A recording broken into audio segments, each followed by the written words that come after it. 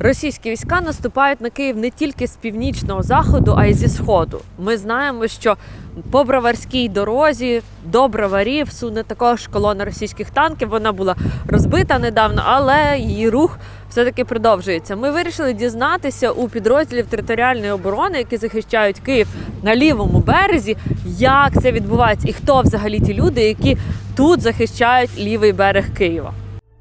Раз, два, до бою, не шкодуй з собою, меч піднеси на відліг бий до останньої кулі й В набою. територіальній обороні Києва, зокрема, зібралися унсовці, які вже воювали з росіянами в Чечні, дехто в Абхазії, Північній Осетії, дехто захищав навіть парламент Литви ще в 91-му році від російських танків. Також тут воюють, виявилося, іноземці, і навіть іноземні парламентарі, і навіть музиканти. Знаєте, унсовці – це така зараза, що вона як запустила цей вірус боротьби проти Росії. Тому що ми знали, що війна почнеться. В 91-му році ми в Тернополі придумали гасло – це «Слава нації, смерть ворогам», щоб людей привчити до цього, що мало воювати за свою землю, треба ще й вбивати ворогів, які приходять на нашу землю. Тому що людина може бути підготовлена у всіх сенсах, розумієте, вміє стріляти, все, але психологічний бар'єр треба подолати, щоб вистрілити в ворога. Ви казали, що ви захищали литовський парламент у Вільнюсі. Так, це в січні, рік. січні Був це 91-му. від російських танків. Ну, радянських тоді ще, так. Це були ще радянські танки.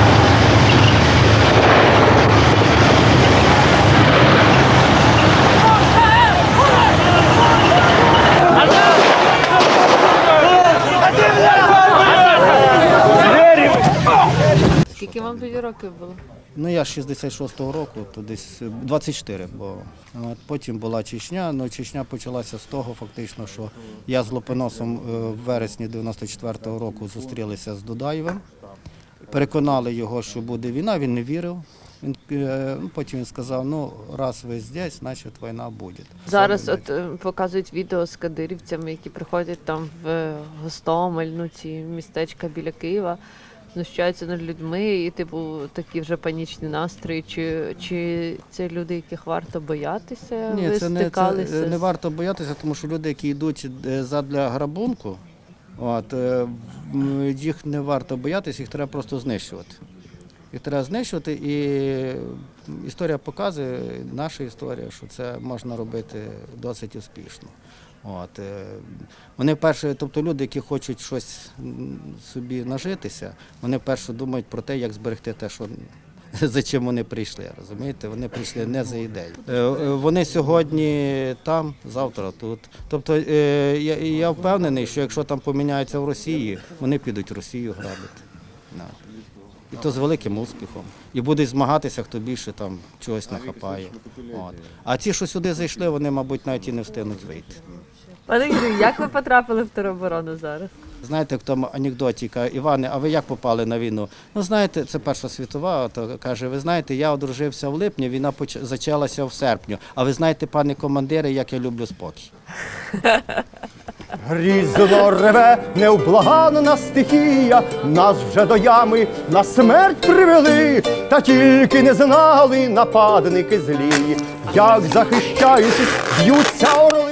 Я приехал в Киев и сейчас вместе уже с украинскими ребятами, не только украинскими, а разной национальности, совместно боремся против нашего противника. То, что мы говорим, что Украина сейчас борется не только за свою свободу, но и за нашу, в том числе и Латвии, Евросоюза.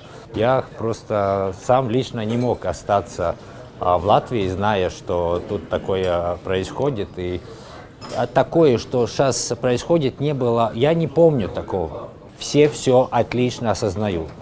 И всем горит сердце, как можно было бы помочь тут, в Украине, поскольку мы все понимаем, что это не война Украины с Россией, это наша общая война.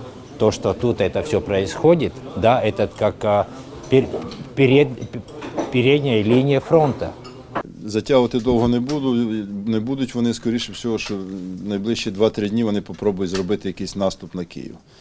Чим цей наступ закінчиться, це вже інше питання. Але приклад Маріуполя показує, що вони можуть застосовувати різні засоби і бомбити, і обстрілювати тяжким. Якщо центр вони ще можуть берегти, то от цей лівий берег, да, це така територія, яка там не має там якихось історичних цінностей і все інше, тут може бути робота важка. Що вони можуть цим добитися? Можливо, вони захочуть взяти лівобережжя, скажуть, що вони все рівно в Києві вже, привезти цього дебіла сюди, який сидів в Ростові. Ну, головна тема їхня – це зрозуміло, що Київ. Ігоре, а в тебе є відчуття якогось, не знаю, там дежавю чи ще чогось, там, наприклад, з Грозним тим самим? Взагалі ти якось порівнюєш ці всі війну там, тут?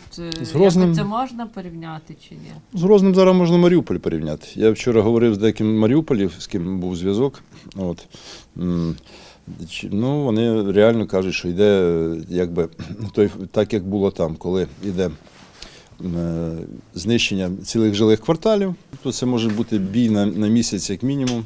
От, капітуляції там не буде, але я думаю, що ця велика війна, бої за Київ, це будуть до 100 тисяч втрат, ну, вбитих, поранених.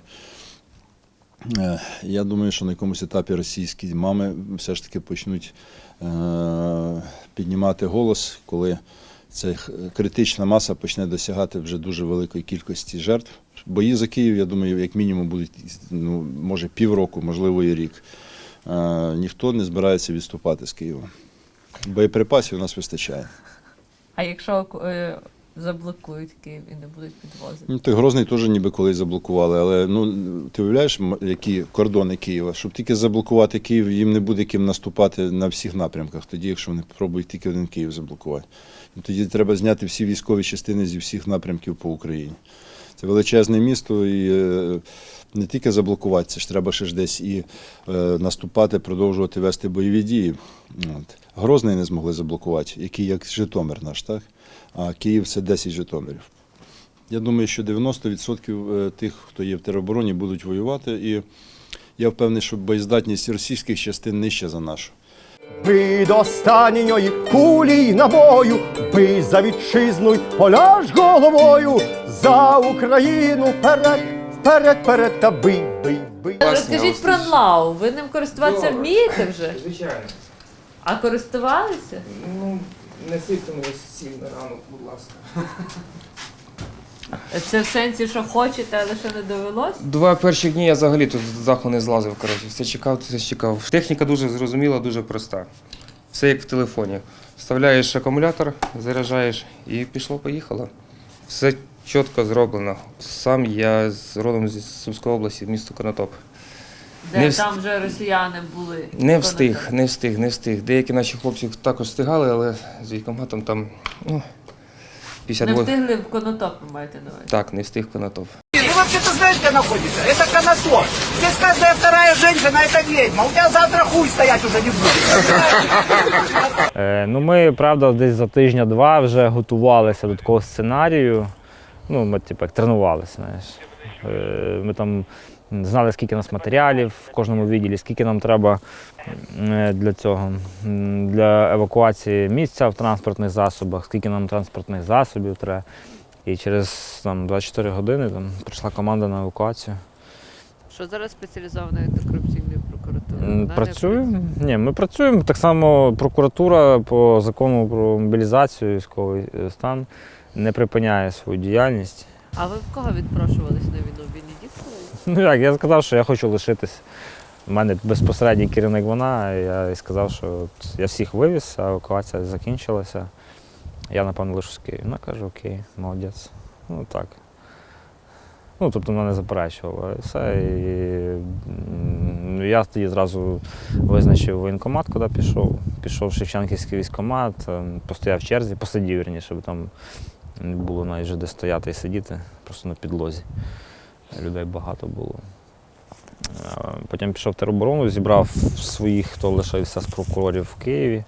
Ми так по чуть-чуть, спочатку нас 3 було, потім 7, потім 9, потім ще 6, зараз нас 15. Так, група така зібралася. Зараз вже от з бойове злагодження, можна сказати, прийшли рацію, що користуватися, навіть не всі вміють користуватися там правильно по позивних, по інформуванню. У вас позивний прокурор. У мене так. Ну, Ще він з війни він з спочатку. 14 лишився, так. Як назвали, так і з 14-го йде. Навіть підрозділ називають прокурор. Вам зараз війна відрізняється від того, що була в Донецькому аеропорту, наприклад, коли ви воювали? Ну, там ми воювали ніби з Росією, але всі морозились.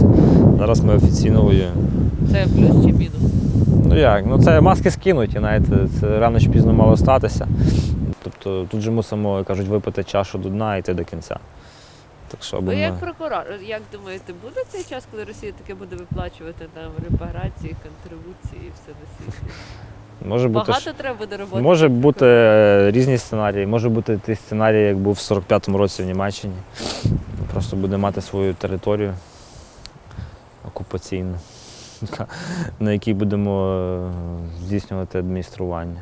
З нами пройшли через муки й тортури, як приклад великий, як жертви за нас, великі звитяжці Мазепа й Петлюра, Петро Дорошенко, Богдан і Тарас. Я з першого дня, скажімо так, забезпечив безпеку своєї сім'ї, а далі то день походив з угла, як кажуть, з кута в кут, не знав, куди себе подіти. Ну, а власне потім зізвонилися з колегами і вирішили разом приймати участь в обороні.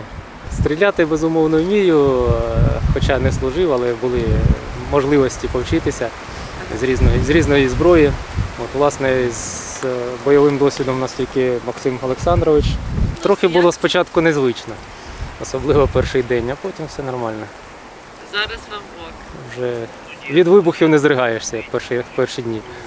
Багато зараз підозрюваних, вони звернулися з клопотанням змінити запобіжні заходи у виді застави і передати заставу на потреби Збройних сил України.